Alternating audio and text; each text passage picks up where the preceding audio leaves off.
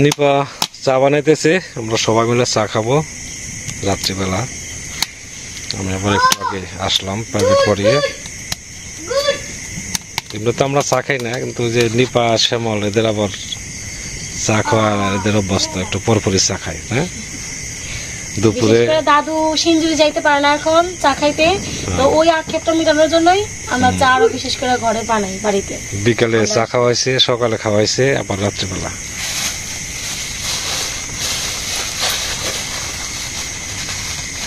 তো চা কি দেখাইতে হবে? চা পিঠা, পিঠে আবার পিঠা বানাইছে, তেলের পিঠা বানাইছে, তেলের পিঠা তেলের পিঠা বানাতে যেগুলো আছে শেষ।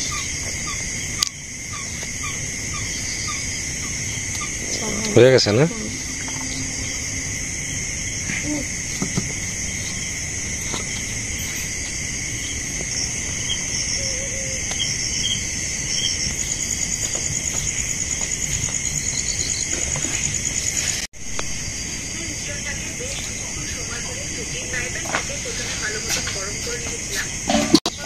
দাদু নমস্কার, সালাম এবং সবাইকে আন্তরিক শুভেচ্ছা। আশা করি আপনারা সবাই ভালো আছেন। আমাদের দেখতেই পাচ্ছেন আমরা মোটামুটি ভালোই আছি, বাবার মনও বেশ খুশি আছে। আজকে লোভনীয় জিনিস নিপা ভাবছে তেলি পিঠা, আবার তেলি পিঠা ভাবছে। আজকে চা খাবো রাত্রিবেলা। এটা তোকে বলছি, নিপা বলছে বাবার চা খাওয়াটা মানে যাওয়া হয় না আর কি। নিপা যেহেতু আছে দিনে 3-4 চা বানিয়ে খাওয়ায়, তো বিষয়গুলো আর কি আপনাদের সাথে রাত্রিবেলা একটু শেয়ার করবো। এখানে আমাদের আছে চানাচুর আর আছে তেলের পিঠা, এই দিয়ে আজকে আমরা চা খাবো। খাবো সবল। আমার কমিয়ে দিই, কমটা দুপুরে আবার কফি খাওয়াইছে। আর বিশেষ করে চায়ের আয়োজনটা দাদুর জন্য। দাদুর জন্য বারবার মানে চা বানানো হয়, আমরা তো উপলক্ষ মাত্র। আমার উপলক্ষে আমার খুব আনন্দ লাগবে। দাদু পিঠা একটা আমি চাই খাই। চানাচুর খাওয়া দিলে আরে পছন্দ বোঝুন, একটু দাম দেখাই দিব না।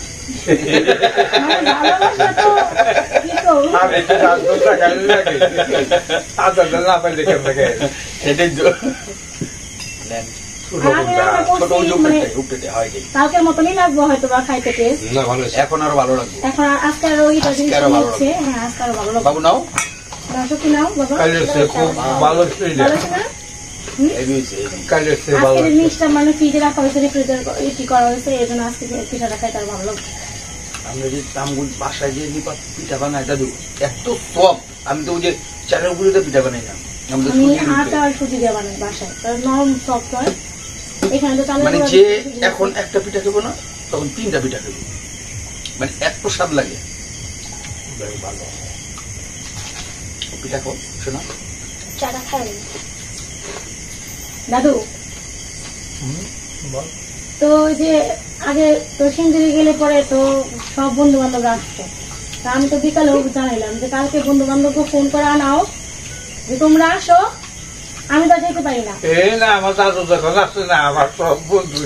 আমিও দাদুরে বলছি তাহলে যে দাদু এখন যখন হাইটা যেতে কষ্ট হয়, দাদু সবারে ফোন দেন, আমার ফোন আছে, নাম্বার থাকলে ফোন দেন, আমরা কালকা সকাল থেকে একটু আড্ডা দিই সবার সাথে নিয়ে একসাথে চা। ওখানে হচ্ছে বাবার বন্ধু হয়েছে ইয়ে নাম বলছে 3 জনের নাম, মাখন তরফটা বাবা সমবয়সী, আর আছে জিয়স মামা আছে, জিয়স খা, এদের সাথে বাবার আড্ডা।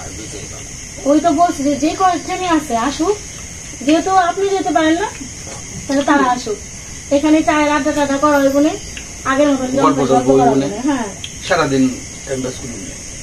সকালে দিলে ফোন দেন, আজকে না হলেও 3-4 বার বলছে যে চলো যাই দাদু ভাই, চলো যাই দাদু ভাই। তারপর তো মানে মানে আমরা তো সাহস করতে পারি না, যে যদি হঠাৎ খারাপ লাগে যে হাঁটতে পারে না, ভয় পাই।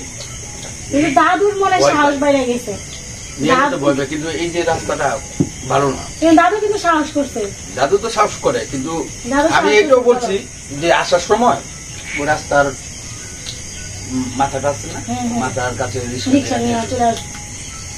পাগল আস্তে আস্তে আস্তে আস্তে আসতে পারে গানের জন্য এই জায়গাটা দিয়ে আমার ভয় লাগে। মানে এইটুকু জায়গা আসতে একটু কষ্ট হয়ে যায়। তবে আগে জানো আমরা এই সময়টার মধ্যে মানে আমরা সব বোনে নিয়ে দাদুর বিয়ের সঙ্গ দিতাম। মানে দাদু ওই সিন্দিরি গেলে পরে কি কি করতো ওগুলো আমরা মানে শাসতাম। লাবণী তো একদিন পাঞ্জাবি টাঞ্জাবি পরে আমরা কি ব্যাপার, হ্যাঁ ওদের মানে দাদুর মতন সেম সাইডে আইসা বলতেছে এই কথা। হ্যাঁ তো তখন দাদু দেখে চুপ করে মিটিমিটি বারান্দায় বসে বসে হাসতেছে যেহেতু আমার সঙ্গীত আছে নাতিনরা। হ্যাঁ এই তো লাবণী কয় কি কেমন হলো, আমাকে খুব সুন্দর। দ্বিতীয় সবচেয়ে বেশি হাসা এসেছে কালকে। হ্যাঁ কালকে যে হাতা হাসা যে দৌড় দিছে বাবা। হাতে যদি কারো প্রবলেম থাকে সে সুস্থ হয়ে যাবে, কালকে হাসা না। আমাদের বাড়িতে আগে খুব মানে মনে করো যে আনন্দ ফুর্তি করা হতো। দুর্গাপূজা আসলে মানে আমাদের বাড়িতে বউদের কিন্তু আলাদা একটা সম্মান দেওয়া হতো, ঠিক আছে। অন্য বাড়িতে অনেকে আছে যে না বউরা এই কাজগুলো করতে পারবো না, বাকি অনেক সময় নিষেধ করে, কিন্তু এখন সেটা ইয়ে হয়ে গেছে। কিন্তু দাদু আগে থাকতেই দাদু কিন্তু হিসেবে অনেক আগে বলতে গেলে হিসেবে জেনারেশনের লোক হিসেবে আর কি। কিন্তু মনে করো দাদুর মনটা অন্যরকম, আমাদের এবং দিদির মনও ছিল এরকম। আমাদের বাড়িতে বউরাই মনে করো যে সব ধরনের সব মানে আমার মা 60 মানে জুটি জুটি, ঠিক আছে। আবার মনে করো কাকা কাকিরা সবাই জুটি করে নাচতো দুর্গা পূজায়। হ্যাঁ তো এই আনন্দ গুলা এখন আর কি মানে বললে মনে হবো কি যে মানে গল্প করতেছে যদি অযথা, আসলে কিন্তু তা না, বুঝতো। আমরা দুর্গা পূজা আসলে এখনো মিস করি আমাদের বাড়ির সেই পূজা এবং যে কোনো অনুষ্ঠান সবাই যদি আমরা একসাথে হইতাম মানে আনন্দ আর আনন্দ। তো সেই আনন্দটা এখন বর্তমানে মানে অনেক মিস করি, যা নাকি বলার বাইরে। শিবগুড়ি ওইখানে আসতেছে মনে হয় সম্ভবত। দাদু তা আমার একটা প্রশ্ন, সেটা অনেকদিন ধরে জানার ইচ্ছা, ঠিক আছে। মাঝে মাঝে আপনার দাদু ঘরে জিজ্ঞেস করে, আমরা তো স্কুল লাইফে গেছি, তো দাদুর একদিন জিজ্ঞেস করতে হবে দাদুর স্কুলের জেনারেশনটা কেমন ছিল। হ্যাঁ একটু যদি শুনতাম। পাঠশালা ছাত্র সংখ্যা তেমন খুব বেশি না, হয়তো ক্লাস 4 পর্যন্ত মানে দাঁড়িয়েছিল। ছাত্র সংখ্যা 50 কিংবা 60 এরকম আইসা কেউ আরে হুলা হুলি কেউ আরে এই ঝগড়া খালি করতো। মাস্টার এসে আমার কাছে বলো এরা কি করছে, ওইটা আমি বলতাম স্যারে যে ওইটি এই কথা কইছে, ওইটি এই কথা কইছে, এই জন্য ওই আমার কথা অনুসারে তারপরে যাই। এই আমারও তাদের পুরো সময় ঠিক আছে মানে সবাই মানে বিশ্বাস করতো, জানে যে এই লোকের দ্বারা তোমার সময় থেকে তোমরা কি ধুতি পরে গেছো না প্যান্ট পরে? না হাফ প্যান্ট। হাই স্কুলে ধুতি পরে গেছি।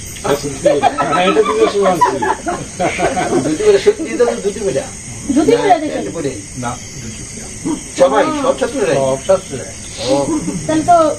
খুব ভালো সুন্দর ছিল। জানা গেল আমার তো ফুল প্যান্ট মিলে গেছে।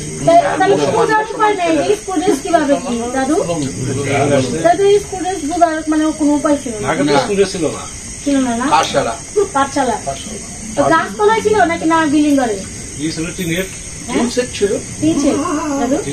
তখন হলো ধুতি পরে স্কুলে যাবো, খালি ধুতি।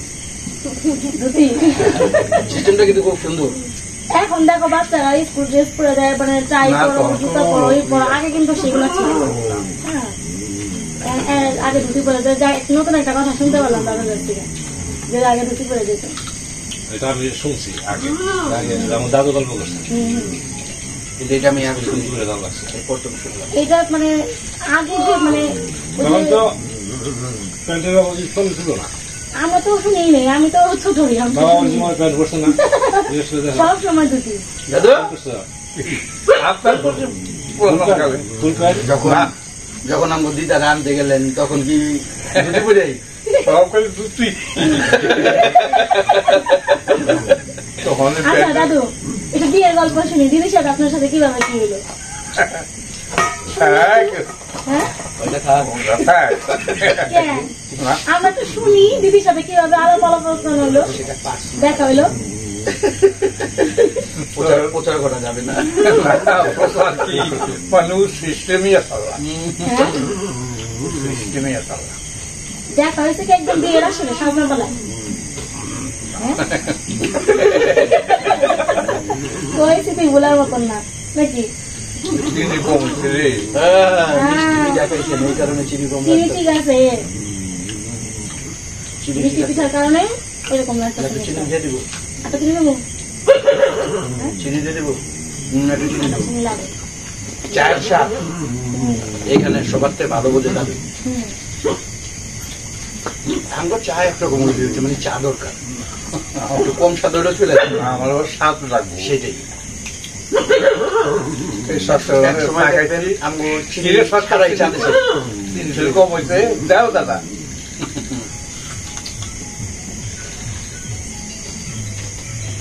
কল দিতে হবে। দোকানে ছিল না।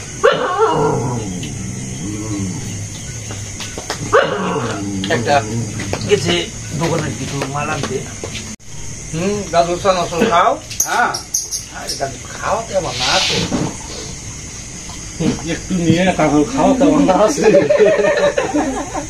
দাদুর কথা তো আমি ফেলতে পারি না। হয়ে গেল। এই গল্পে গল্পে গল্পে গল্পে আমাদের চা খাওয়া শেষ। তো আজকে নিপা বাবার ঠেকে ফেলেছে। তো এদিকে আজকে আমার বিয়ে যাওয়ার কথা ছিল বরদাম, তো বিয়েতে যাইনি কারণ হচ্ছে আজকে আমাদের নিরামিষ খেতে হচ্ছে। আগামীকাল হচ্ছে আপনারই বৈশাখ সংক্রান্তি, আগের দিন নিরামিষ খেতে হয়, ওই দিনও নিরামিষ খেতে হয়, 2 দিন নিরামিষ, যার জন্যই যাওয়া হয়নি। তো এরপরে যদি বরদাম যাই তাহলে অবশ্যই দেখা করবো। আমাদের হয়তো গল্প গুজব আর কিছু সময় চলবে, তাই না? এইভাবে তো আসলে সবসময় তো বাড়িতে মানুষ থাকে না, এটা সবসময় দেখেনি। তো নিপা সময় যে পর্যন্ত আছে পর্যন্ত আমরা আড্ডা দেবো, যদি আনন্দ করতে না থাকবো আর কি। অনেক সময় ধরে আপনারা আমাদের সাথে আছেন, আপনাদের সবাইকে অনেক ধন্যবাদ। আপনারা ভালো থাকেন, সুস্থ থাকেন, সুন্দর থাকেন আর আমাদের পাশে থাকেন।